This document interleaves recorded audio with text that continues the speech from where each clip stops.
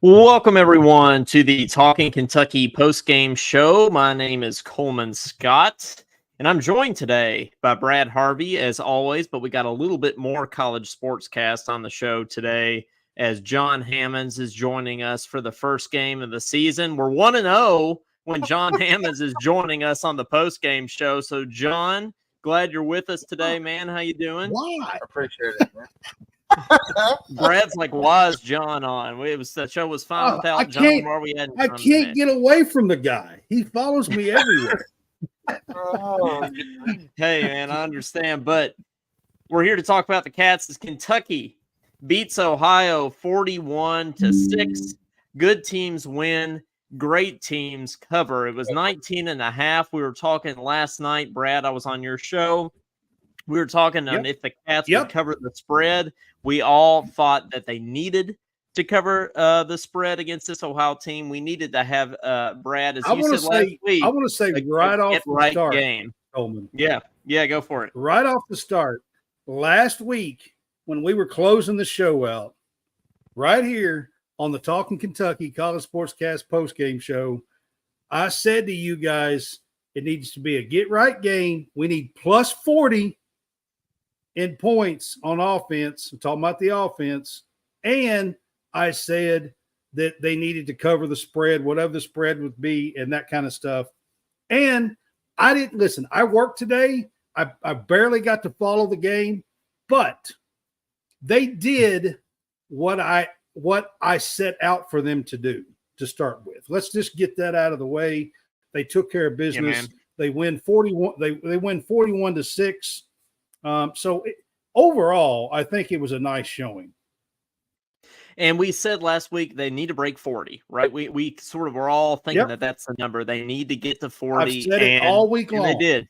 And we did. We got in the 40s. It was a big win. It was definitely a get right game for the offense, as we talked about last week. But so Brad's kind of giving his takeaway. I'll go ahead and do mine. And I think you're exactly right, Brad. We just needed to see the offense take another step forward today. And, we know the defense is good. Dankey apparently looked pretty good. He did, and I got highlights here. We're gonna have some highlights, so you'll see exactly how he looked. But we know the defense is good. We know the defense is stout. We needed to see, especially going into Oxford next week, we needed to see this offense take a step forward, and we certainly did today. So I think you feel about as good as you can feel at this point going into the Ole Miss game. John, what do you think? I'll just kind of reiterate what you all said. There was just a couple things that kind of, I pointed out to Coleman before we come on, was the pass protection was still one of their shortcomings. Ohio had a depleted front line, and they was getting after Vanderdrift. And some of that is due to the fact that the line play has not been real great. Vanderdrift sometimes is where he's not been able to start, where he was at Georgia as a backup. A lot of that has to do with inexperience, I think, too. But the pass protection has got to get better, especially going up against Ole Miss next week, because Ole Miss has got a good front four. And you let a team that's depleted like Ohio run over you and chase you out of the pocket, what's Ole Miss going to do? Like, you can't continue to let that happen. Part of that, John, I think, and I didn't see this game, but part of that is every team we play, they know that we struggle a little bit on the offensive line and pass protection, and every team we play brings the house. They don't just rush 4 people or 3 or 4 people. Almost, second and third down, I mean, they're bringing 6, at least 5, 6 guys almost every time. And it's hard for them. Our backs don't pick up the blocks as easy. And I think a lot of it is just being outnumbered. Well, and to your point, that would help with bringing a tight end in, bringing a couple running backs over to help with the blocking. But we've seen that some. Absolutely. We've seen that with Georgia some, and they still had a hard time. I think part of the reason is we got some guys banged up on the offensive line too. Jagger Burton has been banged up. There's been a few guys. Was he still out today? Did Jagger play, or was he out? No, he was out today. He was out today. Mm-hmm. Okay. Yeah, he was out. But, I'll say this about the running back blocking. DSK had a great game today, and DSK gets some good blocks. Man, I don't know if you saw against Georgia. He laid some people out, man. He does. Doing his job. Yeah. I thought in the highlights, I thought Jamarian Wilcox looked pretty good today. Now, I didn't watch the entire game, but I'm pretty impressed. He is a guy I brought up right here, and I brought up on our show a few times. He was a highly sought after running back that we picked up very late. He flipped to us, actually, red-shirted last year, and I am really glad to see that he is getting an opportunity. And, I mean, I didn't see the final stats, but, I mean, he had 80-some yards, and he only had like 8 or 10 carries. I mean, that's not bad. One of my big takeaways from today is I think Wilcox needs to get more snaps. I mean, Brad obviously thinks that. What do you think, John? You think Wilcox needs to get some more touches? I think he needs to get some more touches, but my player of the game today, do we do player of the games much? Well, yeah, let's do it. We haven't done it this year, but let's go ahead. Yeah. My player of the game was Dane Key. He made some big catches. He had that little hurdle. He caught that pass where Vandergriff was. That wasn't a little hurdle. That was a big hurdle. Yeah. And then there was another play where Vandergriff threw it kind of from his back, and Dane Key went up and got it on a 3rd and 13. I thought that was huge. That ended up, I think, in a scoring drive. So Dane Key had a really good game. I thought Barry and Brown played pretty good. He had that 23-yard touchdown run. Maxwell Harrison played good on defense. Speaking of the defense, we'll get to them soon, but they've impressed me beyond. I thought this was going to be their key problem in the secondary, but they've answered the bell. I've been saying all offseason the defense is what was going to carry this team. All offseason. Well, I said that too, but I also thought too, though, Coleman, the secondary had some question marks. Beyond Maxwell Harrison, there were some guys back there that kind of struggled last year. Jordan Lovett had some issues last year, but they've kind of answered the bell. This Ohio team scored 22 on Syracuse, and Kentucky held them to 6 points. Like, I'm not saying Kentucky's on the same page as that, but in Michigan. Okay. Jonathan Garrison, I'm here to tell you, on my show last night, I told USC I was sticking my neck out. It's over. And covering them on this spread. It's over. The rest of the year, y'all are done. I'm not picking you the rest of the season. I said it on my show. Y'all are finished. You can't go in and have all the hype and be a 4.5-point favorite in the big house. You got to show up, Lincoln Riley. Come on, man. That's all I got to say. They actually played better second half. The first half was kind of they didn't look that great, but they showed up in the second half. Michigan just made better plays. Nada, no more. Look at the Utes. Look what the Utes are doing today. Come on, man. Taking care of business.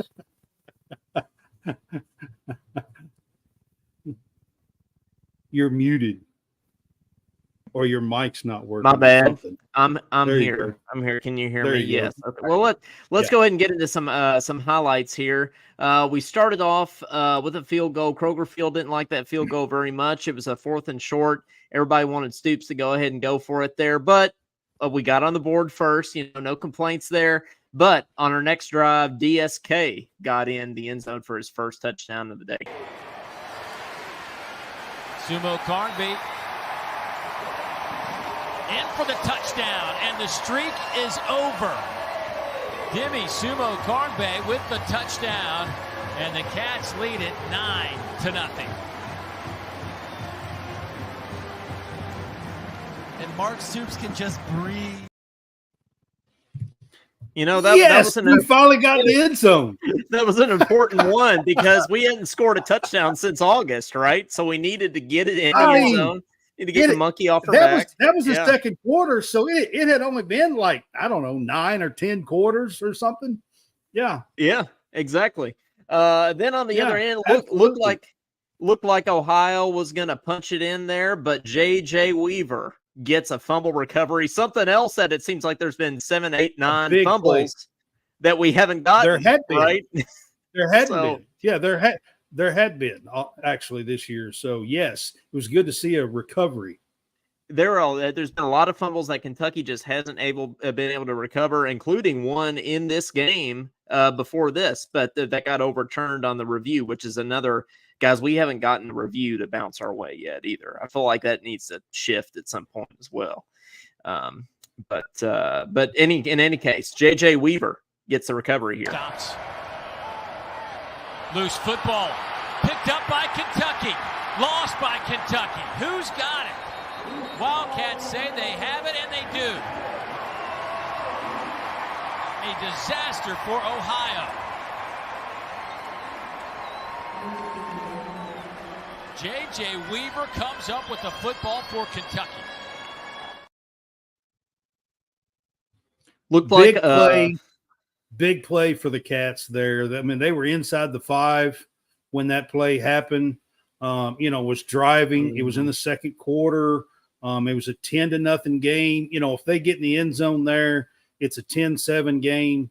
Midway through the second quarter, so it kind of changes the outcome of the game right there. It was a big play, and a big time recovery by J.J. Weaver, one of, the long tenured players here at Kentucky and from Louisville. Great young man. Tanner Hayden says, "Start Wimsatt." We'll get into that debate here in a little bit, Tanner. Yeah, I'm not into that one, but we'll get into that debate here in a little bit. But it looked like it was going to be a scoop and score there for a second for JJ. But in any case, it looked like he tried to scoop and score. Yeah, which he booted it, and then. Shouldn't have done. I don't think he just fall on it. He tried to scoop and score. Yeah. Just fall on it. But then it was as we've already mentioned, Dane Key had a big game. Brock Vandegrift threw it over the middle to Dane Key. We needed to see this kind of downfield passing from Brock Vandegrift. We've been waiting. Nice play, moving the pocket. Vandegrift put it on he ripped it, put it on the dime in stride. It was a very nice play. So go ahead and play it, but it's a very nice play. Brock to Dane Key. Yep. Ohio rushing 3, dropping 8. Vandegrift flushed out of the pocket, airs it up, has Key, makes the catch at midfield, and then some. He's down to the 40-yard line. Hey, guys, that's the kind of play that I think we need to see from Brock Vandegrift. That was the play I was talking about, where he was kind of floating back, and he just he threw it on a dime, and Dane Key went up and got it. And I thought that was a really good play there to get them into scoring position, to get them some points for that. My thing is buying some time, moving the pocket, and still delivering, passes on the move. It's not easy, and it takes a very good quarterback to do that. And I like to know that we have a guy that is capable of making those kind of plays. Yeah, my thing is, not to bring any negativity to this, but why didn't we take some shots like that against Georgia? I mean, I know it's Georgia, but you at least got to take a couple shots downfield, right, Brad? We were talking about that last week on our postgame show. I think the difference in that, and I say this to when we play teams like Ohio, and then you look at the talent level is completely different in the back end. You could probably get away with that with Ohio, but you do that maybe against Georgia, which you can hit a couple plays, but you try to do a play like that against Georgia, it might get picked off. That throw. That's true. And the pressure, right? I mean, part of it's the pass protection, I think, too. to be fair. That's what I was mentioning earlier, the press protection. Yeah, I'm not sure you want to throw it into coverage like that on that particular play against Georgia. Like there was 3 guys right around there. Yes, I know that Dane Key high pointed it really well and made the catch on this play. But when you're playing the type of caliber opponent as Georgia and their defensive backs, I'm not sure in that type of a coverage that you want to make that kind of play in the middle of the field. Later on that possession, though, DSK got into the end zone for his 2nd touchdown of the day. Kentucky trying to get into the end zone again, and they do so. Demi Sumo Karnbay with his 2nd touchdown of the afternoon. Well, I know a lot of fans a week ago were hoping that they would have gone for it on that 4th down against Georgia. Before the season started, we were sort of worried about the running back room, right? But now, like it seems like we're okay with Wilcox and DSK, and then whenever he comes back, Chip Trainum. And you got Peterson, that's in there too. I mean, I think the running back room looks pretty legit. I mean, you got a true freshman, a redshirt freshman, and then you got the 2. DSK was a very nice transfer pickup last year from NC State, and in a 2nd year is really showing his talent. So it's good to see. And this is the real highlight of the day here. Dane Key hurdling over 2 Ohio defenders, almost got into the end zone. And again, they moved the pocket. Very nice play. Threw it on a dime on the run. And Dane made an excellent play, and it's a shame he didn't get in the end zone here because he made an awesome play. Empty set for the Cats.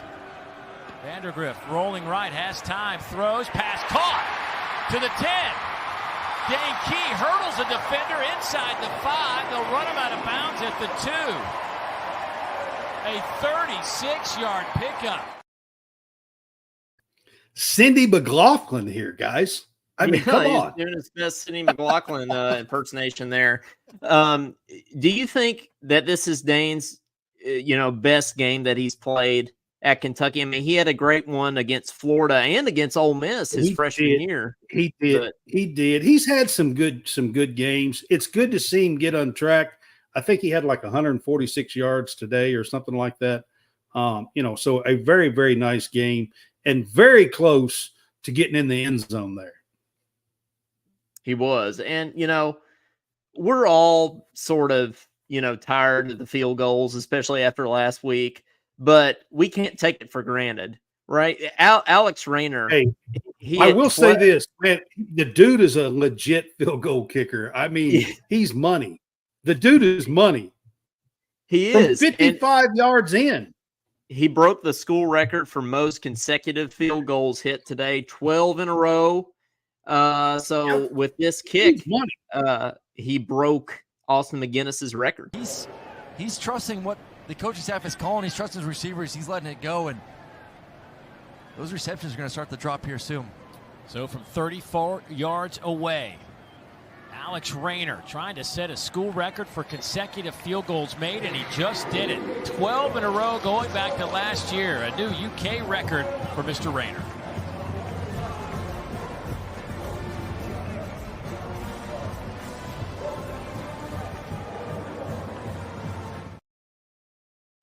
And I even said last week, with the 55-yarder, and then he had another one. This guy's I think. This guy's going to be somebody in the NFL is going to pick him up. He's going to be somebody's going to find him late in the draft, and they're going to take a chance on this. Well, he's over like 92% for his career at Kentucky. Well, he's not even like it's right through the middle of the uprights every single time, even if it's like from 50 plus. He's just bam, like it's not even close to missing. Well, and I think too, I know. We finally found a field goal kicker. Used to, I would I'd be breathing heavy every time we'd line up for a kick. Yeah. Because, it would either get blocked or – and the real thing is, guys, is we've got a freshman that's come in, Jacob Callaway. I'm not sure how he pronounces his name, but we got a freshman kicker that on video has kicked 75 yarders. I don't know if y'all heard me, but 75 yarders.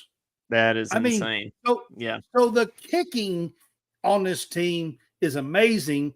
And sometimes you have to slow your roll a little bit and appreciate something really good when you have it. It's always good to have a kicker that you can count on when it's needed. Now, I will agree with the fans that we need to get in the end zone a little more, but it's always good to have a kicker that you can count on.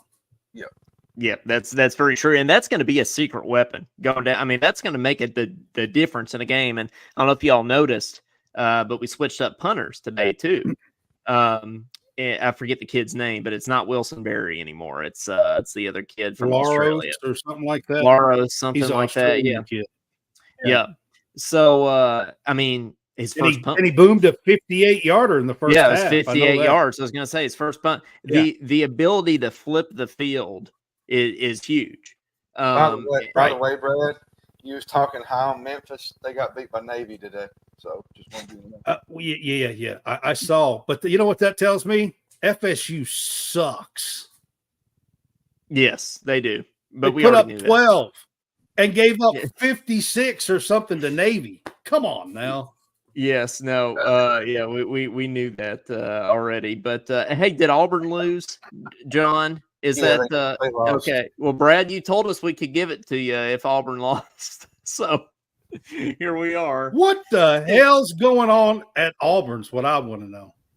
Hey, so he's getting all these players and the recruits and stuff, and then they go out and lay these eggs at home.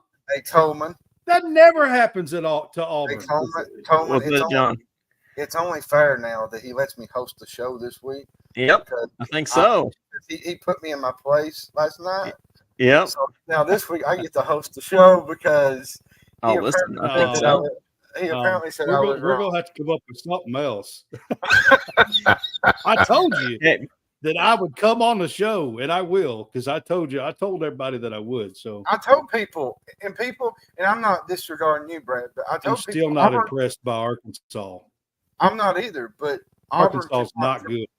Auburn cannot throw the football. I told people this all year. They have a problem throwing the ball down the field, and it cost them again today. Hey, we've already talked about the defense, and we had Maxwell Harrison pick 6. Right, they took it off the board last week, but this one counted. We're going to roll this clip here. Nick Polis, your quarterback, got to start today. That one is picked off. That'll be a touchdown, Kentucky. Maxwell Hairston, his first interception of the year. That is his 3rd pick 6 of his career. Woo!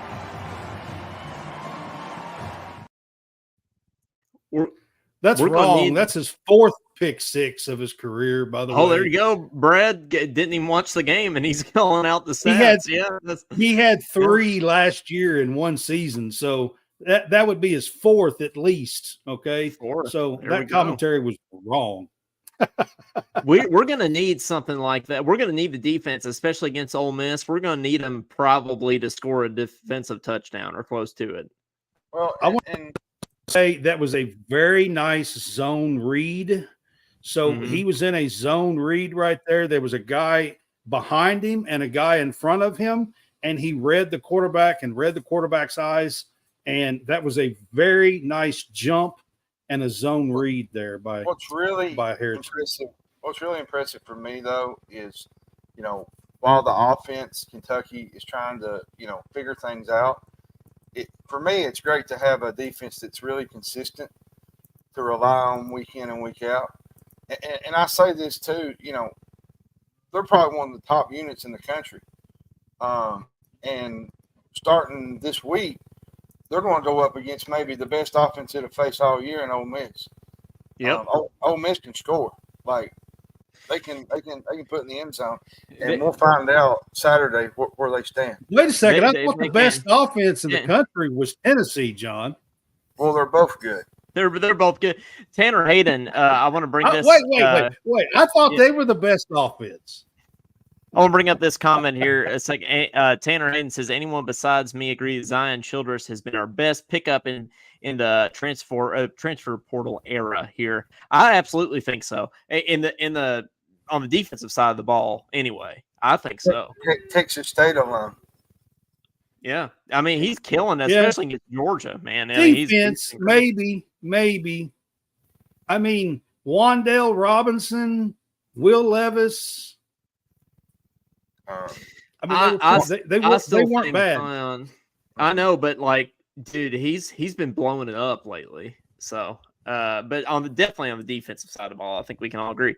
Clyde says Tennessee winning. Welcome to the SEC, Oklahoma. Jonathan says Tennessee versus Oklahoma kicking off. Who y'all like? I mean, if you watched our show last night, all three of us love Tennessee. I think so. I'd say I got Tennessee big. Wait a second. Did you take Oklahoma? All three picked Tennessee. I'm not sure that there was any love there. That's all. Oh, no, we don't. Okay, we don't love Tennessee. Definitely, no. Never. We'll never love. Wait Tennessee. a second. That's no. Now, I can't go there. I know we don't love Brad, especially you and I don't love the jet sweeps, but one finally worked today with Barry and Brown, so we got against the MAC school. Well, it's okay. It still worked. Did I not have that it just is not going to work against SEC talent? It won't work. It won't work against SEC talent, but I feel like we can enjoy a Barry and Brown jet sweep here. So I wanted to roll this one. 7-1 for 145 for Dane Key. Little end around. This one looks like it's going to be a touchdown for Barry and Brown. 23-yard scamper for Barry and Brown. Him doing the John Wall, I thought that was pretty. Peep the John Wall at the end, right? Bringing that back. That was my favorite part of the day. Yeah, I love that. Okay, I love getting around more, Jonathan. I see you say that on the comments over there. Absolutely, they need to find ways to get Barry on Brown the ball. They need to find ways to get him the ball in the open field as much as possible. I'm going to guess that's why they're doing quite so many jet sweeps, is hoping that he can make a move and get free and get open, because if he can, there's nobody on the field that's going to catch him. We got some breaking news here from Clyde here. Vandy's about to go on a game-winning drive against the number 7 team in the country. Looks like Vanderbilt might pull off the upset against Missouri. Brad, John, does that surprise you? No, not at all. It doesn't surprise John. Especially how Missouri. I tell you, I mean, I said it last night. I went with the flow, and I did pick Missouri to cover, and this was a 19.5-point spread. But I mentioned and asked questions, could Vandy make a showing here? Because they have been known to do that at least once or twice a year. Yep. They show up in the SEC and play a tough game or get a win. They do it against they beat Kentucky once or twice in the last 8 or 10 years. They beat Tennessee like 5 times in the last 6 or 10 years, something like that. A lot. They beat Tennessee a lot. So this isn't out of the ordinary. Tennessee, I mean, Vandy does step up and usually win a game or two that you think, wow, they shouldn't be doing that. Let's get to our last couple of highlights of the day here. This is where the debate might start. Gavin Wimsatt came in for a drive or two at the end of the game. And Brad, he looked good. He threw some dimes. He put it right in the pocket, especially this one. I'm just not a prisoner of the moment.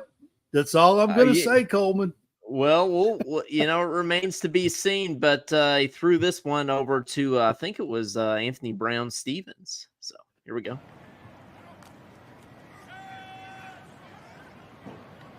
Wimsatt throws. Oh, what an arm. Talk about spinning the football. Anthony Brown-Stevens makes the... You can't throw a better ball than that, Brad. I don't think. He had 2 years at Rutgers and was 52%. I mean, that's all I want to say. I mean, listen, it was a good throw. I mean, I'm not going to sit here and act like it wasn't a good throw, but if you want to get into this debate, here's what I want to tell you guys as Kentucky fans. It's been nearly 30 years, 28, something like that, since Kentucky had a 5-star talented quarterback in the fold and running the show since Tim Couch, okay? It's been that long. You cannot, and these fans, you've got to realize what you're saying. You cannot abandon, you can't bring in the kind of talent. If you ever want to get somebody back in with that kind of talent, you can't abandon and give up on the guy 4 games into the season. That's insane. No. That's nonsense. It shouldn't even be talked about, if you ask me.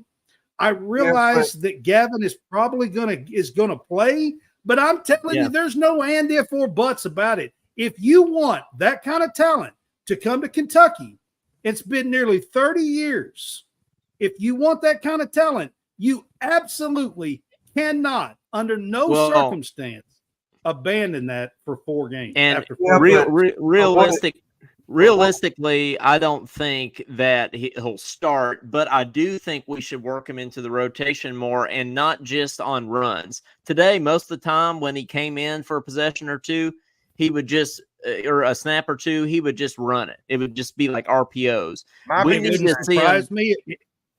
It wouldn't surprise me if they wouldn't have a Wildcat package for him where he does come in and run mostly and maybe throw a few passes a game. But a Wildcat package with him, I could see that. The thing that really bothers me, though, is the way Brock stands like a statue in the pocket and won't throw the ball. He just – and with Gavin, you don't get that. Realistically, with this O-line, with how quickly the pocket collapses, I mean, I almost think you need a guy like Gavin back there to be able to be elusive and be able to. Then, if that's what you do, then you are going to have to. You're just going to have to abandon the thought that you're ever going to get a 4 or 5-star pro passer, drop back passer. If you're bringing in the kind of talent of Brock Vandagriff, and you're going to abandon it that quickly, you're completely annihilating any recruiting of that nature in the future. Yeah, but we're going to say something else. Where's his talent at, though? I haven't seen it all year. Yeah. I mean, that's true. We haven't really. I mean, it looked to me 4 games in. I know Gavin Wimsatt has been a starter for 2 years. I get that. Not here. But Gavin Wimsatt has 2 years experience on the field. Big Ten. I get that, but if you keep struggling, what do you do? You just leave him out there to get drilled, and I mean, you've got to give him some time to get acclimated to the speed, everything. Well, and I'll point out too, you can't abandon the guy 4 games in. I mean, that's just that simple. I mean, there's no way. I mean, the talk of that just needs to stop now, unless you're okay with us just abandoning the thought of any pro passer, drop back passer, 4 or 5-star kids ever coming. I think that like that option play on that 4th and 1 where we went for it, like Brock just like dropped the ball. I feel like there's so many times like that, and then he puts the ball on the ground a lot. He's throwing some picks. I don't know. What I see with Brock, I think he actually passes the ball better when you move the pocket with him a little bit. Yeah, no, I agree with that. I think he's a much better passer when you move the pocket a little bit. or instead of just dropping back and him looking and going through his reads and stuff. I think he's a much better passer if you get him on the move just a little. Yeah, what if you bring in Gavin for a play? Everybody thinks it's a run, but you drop back Gavin to, on a play action pass, throw a go route to Berrien Brown or something. I mean, you can really keep a defense on its toes if you rotate Gavin and use him as a weapon. The problem I have with Vandegrift, and I've said it all year, he holds the ball too long. He don't throw it when he sees a guy. He just stands there and holds the ball. That is something that's learned with the speed of the game and experience, John. Plain and simple, but any quarterback will tell you that. But you can't keep doing that against SEC competition because any quarterback will tell you that is something that is learned with experience and the speed of the game. Every step of the way, whether it's middle school going to high school, whether it's high school going to college, whether it's college going to SEC. I mean, every step of the way, that is something that is learned with the speed of the game. Rachel, I love you to death. She says he does not have time. Well, that's on the offensive line for not recruiting the type of players that we need to get. Offensive line's been a problem for the last 3 or 4 years. Where are we not recruiting at the offensive line to get guys in there to block and do the things like John Swarman? Ever since John Swarman passed away, I love John Swarman. Oh yeah, it's not been the same. It's been you've recycled coaches in and out. There's no stability at the offensive line. And to me, that's an issue. Let's go ahead and play the last highlight of the day here. This is Gavin Wimsatt rushing in for a touchdown. Another weapon is obviously his legs. So let's roll this. Well, definitely showcasing that he needs more of that going forward this season. Wimsatt trying to reach pay dirt, and he does so. 2-yard touchdown run for Gavin Wimsatt. Good drive for number 2. It just wasn't running the football.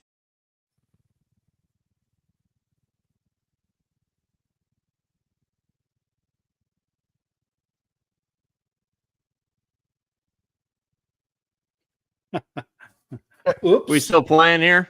Playing twice? Yeah. That's okay. We good now? Okay. We Blink got it. twice if you can hear me. Yeah, right. Yeah. There we go. I'm Okay. here, buddy. I'm here. Blink got it twice all if you can hear me. Well, in any case, that capped it off and got Kentucky to the 41 points. And so let's talk about next week at Ole Miss and let's kind of go around. Brad, I'll let you go first.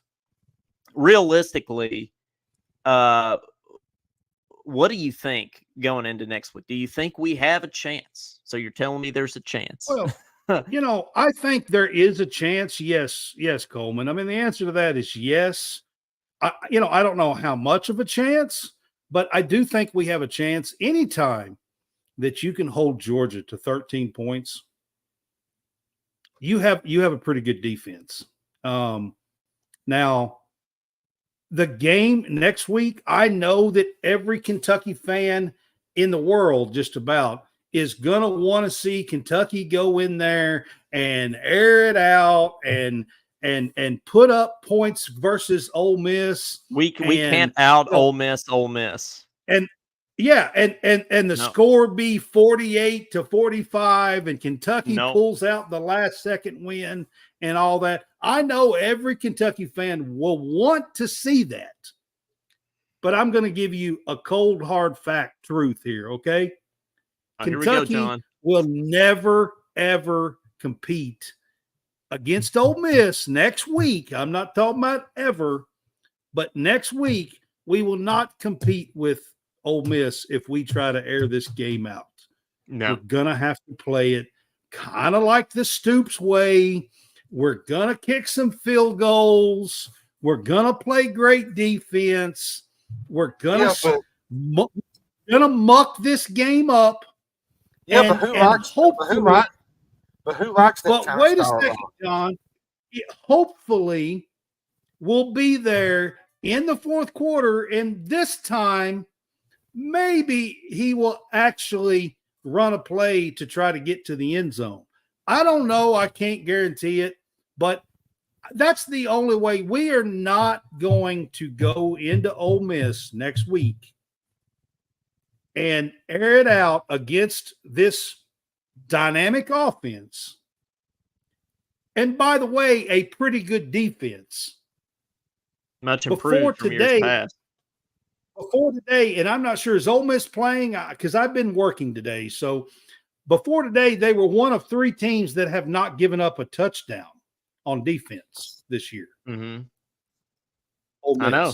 So again, with their defense, if you think that we're going to go in there and air it out against this team and compete with them, you're just sadly mistaken, because it's not right. I mean, that's not what's going to happen here. We're going to play a game close to the Georgia game. The Stoops way. That's the only way we can do it with this team. Yeah, man. So I'm with you. We can't. I love Stoops, but that's a boring style of football. I'm sorry. It's if you can get the win next week, I don't give a crap. I'll take it 9 times out of 10. But you got to get the win. You can't get the loss like last week, 13-12 to Georgia. That don't count. Yeah, before you go, John, I think you cannot try to out Ole Miss. You can't try to air it out. You can't try to. Yeah, that's not what I'm saying. I'm not saying you have to air it out. I'm just saying you have to throw the ball to beat them, though. You're not going to be able to run the ball all night. You're going to have to Rachel, throw the ball. Absolutely, he made a bad call before halftime last week. 1,000%. That was way worse than the 4th and 8. Yep, not even close. Well, and no, I get what you're saying, John. No, you definitely don't have to air it out. But you have to have balance, and I think we will. But we can't go tempo, is what I'm saying. We can't just. I mean, we got to slow the game down and muck it up. We're gonna have to. I don't know. I'm not a fan of that. That's just not. Oh, I'm not either. I don't think it's fun to watch. But Brad, you must be a fan of seeing us get beat 28-14 or 48-14, because that's what's going to happen if we try to do that. I do think you have to slow the game down, win the time of possession in order to beat teams like Ole Miss, because they want to play fast, and you can't play into that. Like, we can't go faster than Ole Miss. We got to slow it down. I'm with Brad on 100,000%. I'm telling you, it's the only way it's going to work. We got an update here. It looks like touchdown Mizzou. So we're tied at 27-27, I think it is. So we might be going into double overtime here. Is that what's going on here? So it's a exciting one there in Columbia. And by the way, tied 27-1. Utah beat Oklahoma State 22-19. I hear a bad moon rising. Well, see, here's my thing with Stoops is I love what Stoops has done, but the play calling to me is just dry. There's no excitement. There's no imagination. Like, to me, that's not playing football. That's just, that's. See, to me, I don't give a shit. I don't really. I don't. How you do it. But you got to get the win. You got to win. Last week, it didn't. All what we did last week was every second of that game was erased because we got the L. I don't care that it was 13-12 and we had a shot to beat Georgia. Means nothing. You got to get the W. Yeah, you got to win. You got to win for sure. You got to know when to be aggressive and when not to be. Missouri kicked the field goal. Josh says that's not him calling plays. It's the OC. What are you talking about? Listen, dude, I've watched football a long time. Stoops has his hands in this offense. Whether you want to believe that fairy tale or you don't, he has a hand in this offense because that's just how Stoops he has the entire time. Yeah, I mean, it's hard not to think he does. Yeah. He did with Eddie Gran. I mean, And Eddie Grand was a pretty high octane, and he come here and all he did was run the ball. And he comes in here and Eddie Grand, even Shannon Dawson, he was doing some great things at West Virginia. And every time they're a high octane offense, he comes here and the offense is not the same. And you can't tell me that ain't Stoops. John, with that, I agree with that 100%. He's been doing that the entire time. Now, outside of the Neil Brown years, the first 2 or 3, whatever Neil Brown was here, but since then, 100%, I agree with that. I think you should leave the OC alone and worry about your defense is what I think you should do. Yeah, well, it's hard not to it's hard not to think that for sure. But guys, sorry. Northern Illinois lost to Buffalo in overtime. So Notre Dame is not good. I just think you should let the OC Coleman do what he has to do because every time we bring an OC in, they screw the whole thing out. Like it's a mess. No, I feel you. But hey, guys, we want to go ahead and take a couple calls. 502-341-1504. Give us a shout. Give us your thoughts on the game and how you feel about Ole Miss. Do you think we have a chance next week? I'm going to be in Oxford next week. I'm excited about that. And we might be doing this remote. Yeah, we might be doing this remote next week. Especially if we win, I'll just have to be on FaceTime and go interview some Ole Miss Colton fans. can find a little spot at a bar. We can just do it live right there in Oxford. Come on now. I think that'd be great. I'm here for it. Listen, I'm absolutely here for it. Yeah, we can get some Kentucky fans live on scene. We're getting a call here. You are on with Talking Kentucky. Who's this? Hey, what's up, Clyde? What's up, Clyde? Not much. Just watching this really, really crazy game between Vandy and Mizzou. And first down Vandy at the 10-yard line. I'm telling you, I think Vandy's about to win this game. Hey, really we're getting live go, commentary. Diego, go! We're getting live commentary from Clyde. No, if Vandy wins this game, I can't stand Missouri. I don't know what it is. I think it's just I can't stand Eli Drinkwitz, and I would be very happy if Vandy won this game. I'm sorry. So. You mean Adam Webb? Yeah, he does look like Adam Webb. You're right. You guys think that? You think he looks like Adam Webb? I think he kind of does. Eli Drinkwitz. Oh boy, Brad's getting ready to have a. Oh no, he got sacked. No. He just got sacked. Now it's second down. Okay, what are we? Are we second in what? Second, I think it's going to be 15 because I think he just lost 5 yards. No, second and 12. Second and 12. And it's only a field goal, right? It's 30-27, Missouri. Yes, and Mizzou can still kick. I mean, Vandy can still kick a field goal, and I mean they're right there. So like, they're going to score either way. I think they're going to score a touchdown or a field goal and tie this game. I mean, it's still going to be. It's probably still going to a third overtime. Oh, is he going for the kill? Nope. No. Oh, they got a flag. They just got a flag on Mizzou. Oh, I'm here for the Clyde commentary. I'm loving it. Is this a pass interference on Missouri? Yes, a pass interference. Oh, I'm loving it. We need pictures, Clyde. Sure. Oh, they're saying offensive pass interference. Offensive pass interference. You don't see that very often. So it's on Vandy? That's what they called on Tulane 2 weeks ago. Yeah, it's on Betty. No, that's bullshit. No. Oh man, that's crazy. Wait. Oh no. I don't.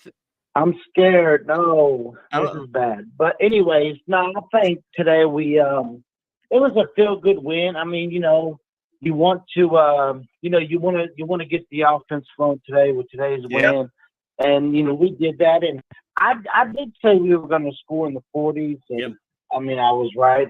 But I mean, said it all week. I mean, I wish we would have held them scoreless, but of course we didn't. They scored that one touchdown, but they missed that field goal. Mm-hmm.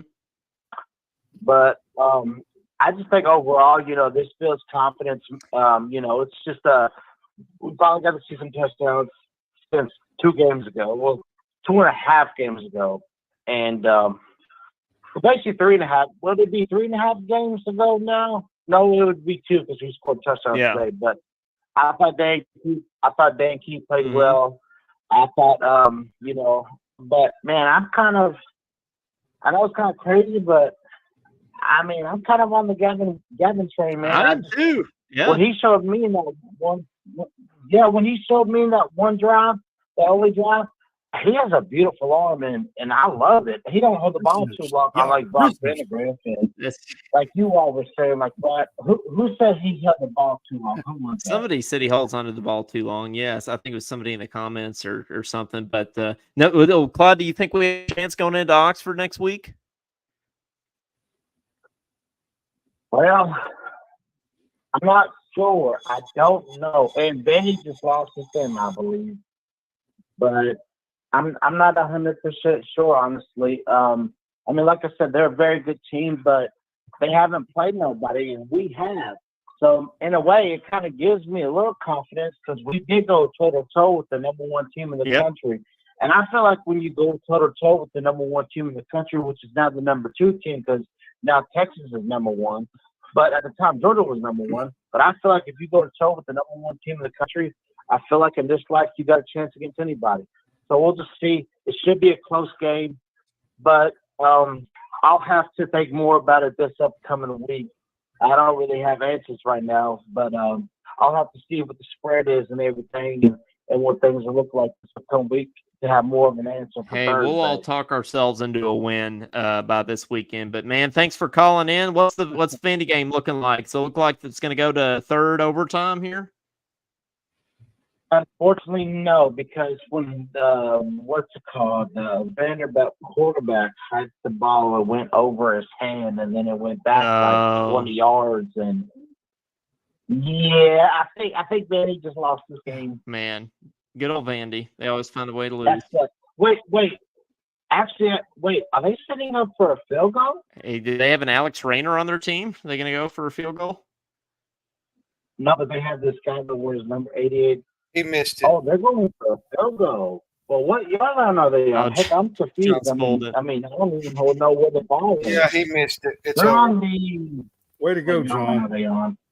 Oh no, they're up there. They're like on the 20. Okay, if he makes 50 goes. We can let Claude watch it on Oh, Zoom. my But, goodness. Oh no! He missed it! No!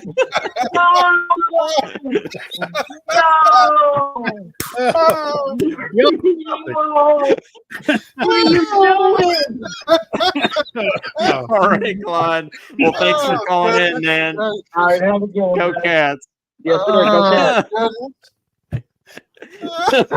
Oh, y'all need to stop it. That was pretty good. Oh man. Well, his TV was clearly behind. Okay, guys, that's what happened. Yes. Just there. Claude's internet is definitely behind there, but well, that was at least entertaining. But 502-234. So Missouri survives. Claude, that was hilarious, by the way. Just want you to know. That was pretty good. Yes, that was good. 502-234-1504. Anybody else that wants to call, give us a shout. We'd love to hear from you. Maybe hear you commentate some games. Maybe you'll be ahead of us. Who knows? Yeah, but maybe you can tell us what's happening. Yeah, they have the turntables there, but it looks like we're still scoreless in the Tennessee game. We're about halfway through the first quarter here, so no score in that one. But I just want to say one thing about that game. Yeah, I just want to say one thing. Boomer Sooner. Oh, listen, I wouldn't be mad. I wouldn't be mad if Oklahoma won. I just don't think they will. But Boomer. What do you guys think? What do you guys think about this Baylor Colorado game tonight? We were talking about that last night. I don't know what I think. Both teams are terrible, and I really don't know what to make of that game. The spread is 1. What are you supposed to do in a we game? had it at 1.5 last night on our Pick'em show that you was on with us. So, I mean, I picked Colorado last night in this game. It's simply because it's at home. I think that, Baylor's not that great of a team. I think this is a team that Colorado should be able to get a win from at home. So that's where I'm at with it, really. I'm watching FSU in California. It's 7-3 almost halftime. FSU. It's been downright ugly. I still think California will come back and win. I really just want FSU to be 0-4. I think that would just be really I'm gonna tell you entertaining. something. I've been kind of watching football all day, and is there a team that had so much high preseason expectations than NC State, and they've just folded the tent? No, I agree with that. Yeah, it's called Florida State. Or Florida State. Yeah. Besides them, yeah. Listen, if you're talking about Florida State, and I'm going to be honest with you here because you were just talking about them. So if they were to go to 0-4, I'm going to be honest with you. I would have to go back and look, but that's got to be the worst start ever for a top 10 preseason team. 0-4? Come on. And they've been favored in every game too, Brad. Yeah. I mean, even 0-3, you name me the last top 10 preseason team that started a year 0-3. Miami's in a tussle with South Florida. Almost halftime. I mean, that's a rivalry game. So, for Miami and South Florida. So, I mean, I can understand that a little bit. Well, guys, Cam Rising didn't play today, by the way. He did. Oh, he did. And they still won? Still won, yeah. And Brad even sang. Wow. Yeah. Well, guys, we'll do a last call for calls here. 502-234-1504. Anybody wants to call, go for it. But if not, we'll start to kind of round it out here. Guys, I'm going to the next Kentucky. You never asked me about my with Ole Miss next week. You're going to do Brad. Oh, okay. Well, go for it. Yeah, Ole Miss. Oh, no, I'm just giving you a hard time. But I think next week it is just going to be a tall task.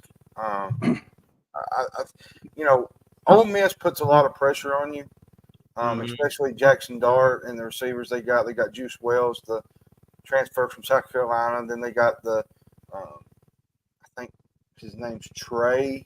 I don't know if it's maybe Davis. I can't remember, but and they got him, and they got the running backs. They were just really, really good. And then they got that front four with Walter Nolan, the transfer from Texas A&M, and that secondary is really, really good. Kentucky, like you said, Brad, Kentucky's probably going to have to play that way, but just because they play that way, I don't like it. I mean, but they're probably going to have to play that way against Ole Miss. Yeah, like I said, it's okay if they get the win. If you don't get the win, well, you're not going to beat Ole Miss playing the third game, because they'll just probably wear you out. But not in their house. I just don't see it. I'll say this though: if you lose this game, you're going into the bye week. What, Coleman? 2-3. 2-3. Yep. And you got Vandy coming out of the bye week, and then you go to Florida. If you could at least keep this game respectable, there's a good chance. Say you lose this game, right? Then you get Auburn after that. So, there's three winnable games. That's what I'm saying. Like, you lose the Ole Miss game, you beat Vandy, which you're 3-3. You beat Florida 4-3, and then you beat Auburn. You're 5-3 going to Tennessee. Yep. And there's a good chance for you because you're most likely going to beat Murray State. Yeah. Let's be real here. We're going to be. There's 6. Louisville would be 7. Yeah. 7. So there's a good chance that you do a bowl game. So. Josh, you're on Kentucky. Is this Josh Hart? Yeah. Hey, what's going on, guys? What's up, Josh? What you thinking What's today? up, Josh? Happy birthday, man. Oh yeah. I didn't really get to watch it. Happy birthday too, man. We want to give you that shout out. Yeah. Appreciate that. No, I didn't really get to watch it because I was out running around a lot, and so It was on the SEC network, so where I'm at staying doesn't have the SEC network. They pretty much have Big Ten because it's Michigan country. That's where I'm at, Yeah. Michigan. So. But I agree with Brad. I think it would be absolutely ridiculous if they took Brock and benched him.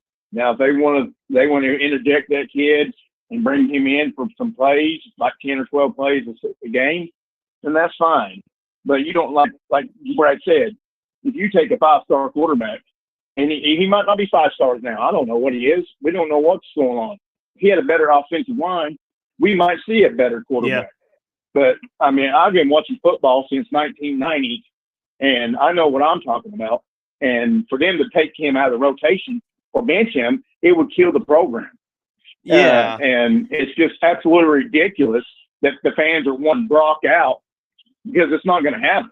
No, I definitely don't. I mean, we got Cutter, and plus we got Cutter Bowley sitting in line to come in the next year or two, and Brock can come in, and Brock can come back next year. So I just don't get why the fans want Brock gone. No, because I mean it's just crazy. I definitely. Imagine a year 2 with Brock. Yeah. And what's the deal with that kid from Ohio State? Is he played? He's pulling a Shaden Sharp on us and. No, he just came to Kentucky to Pine Ride? Or no, what? I don't think so. I think they feel like they haven't needed him. Well, I mean, he could have played against Georgia, but I felt like they didn't need him today. And I have a feeling. I heard last week that he was on track to play against Mississippi next week. Yeah, so I feel like they were keeping him out today as a precaution, and he might make his debut next week at Ole Miss. That's kind of my gut feeling. Man, I wish he. I mean, the way they talked, he was such a beast. And I think if we could get our running game going even a little bit more, maybe we could protect Brock a little bit more. I don't know. Like I said, I didn't really get to watch the thing. I watched the highlights of what you sent me. Yeah, and that kid looks good. No, But I'm with Brad. You can't sit a 5-star quarterback.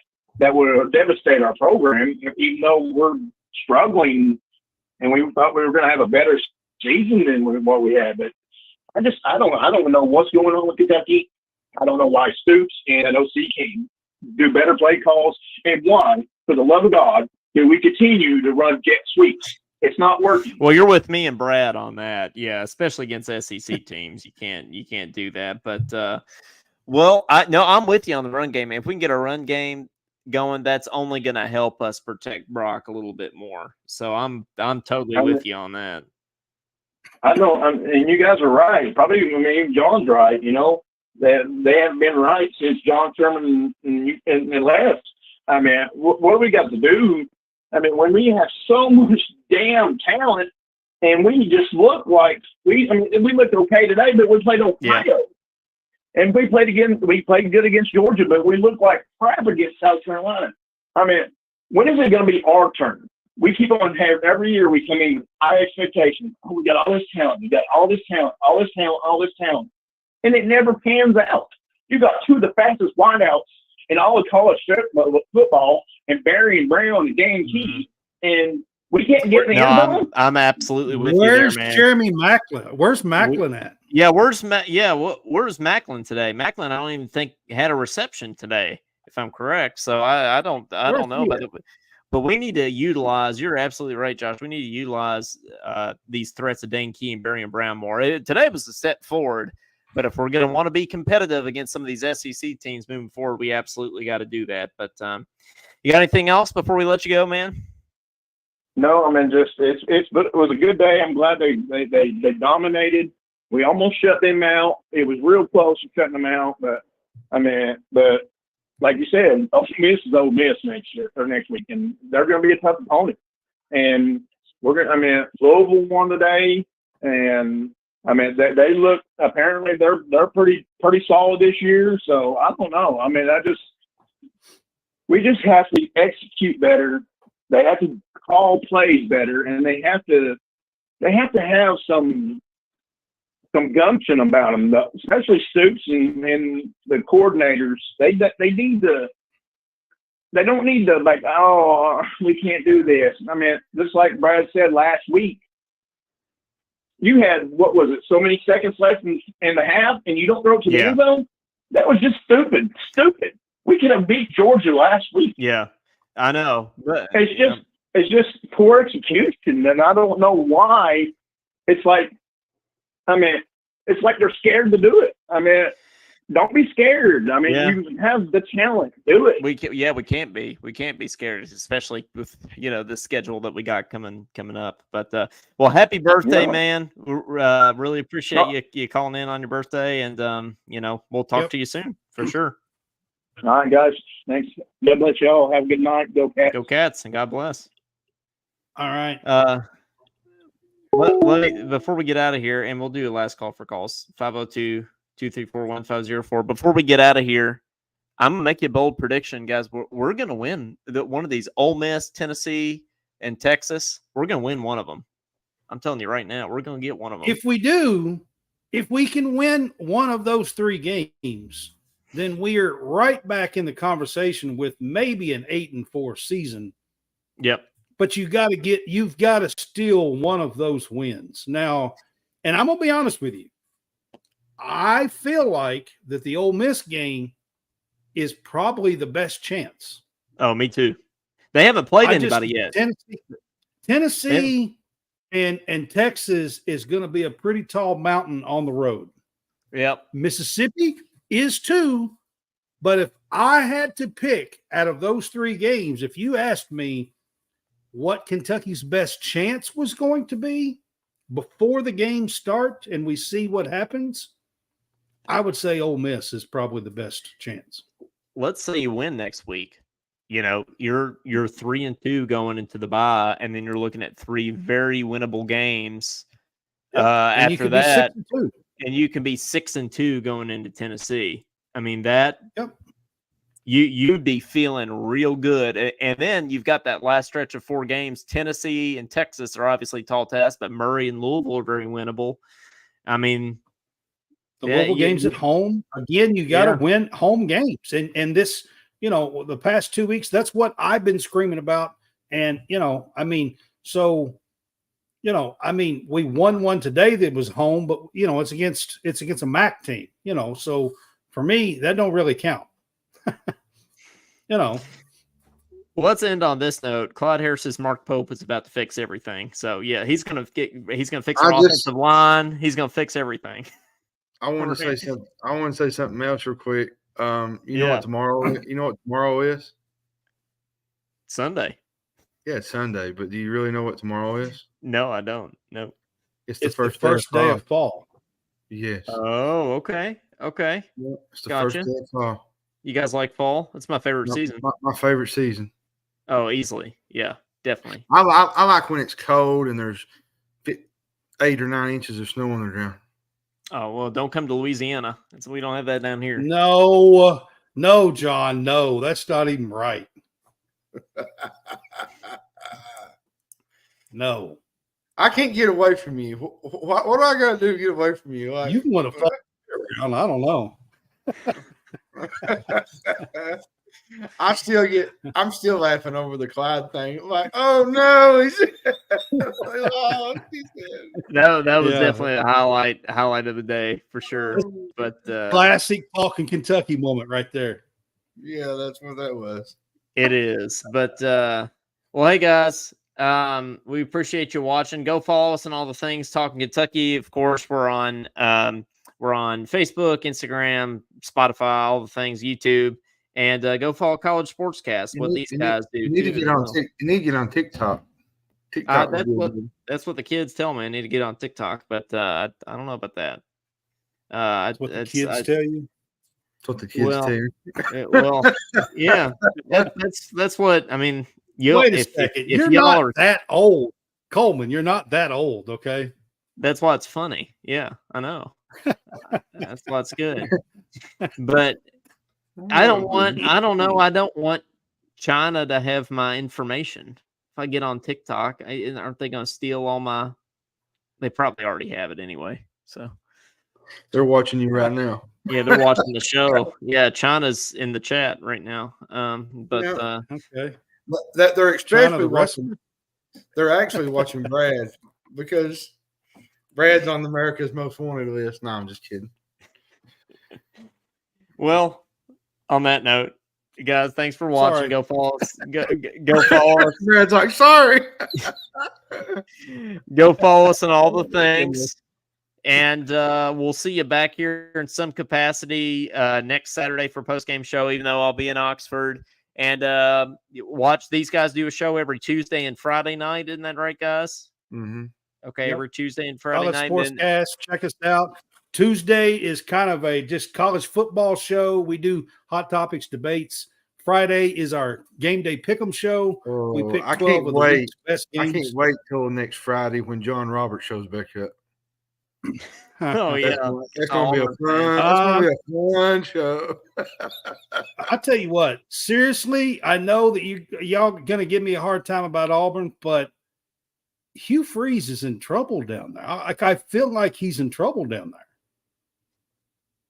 already. Yeah, no, I know. I honestly, and I'm not I'm not just blowing smoke here. I really feel like, even though he is doing the recruiting that he's doing, Auburn, and they are not going to be okay with losing back-to-back weeks at home to the likes of California and Arkansas.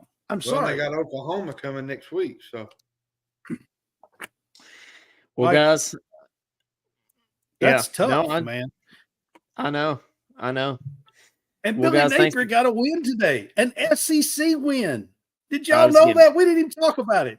It was against Mississippi State, though. I don't feel like it counts. Oh, okay.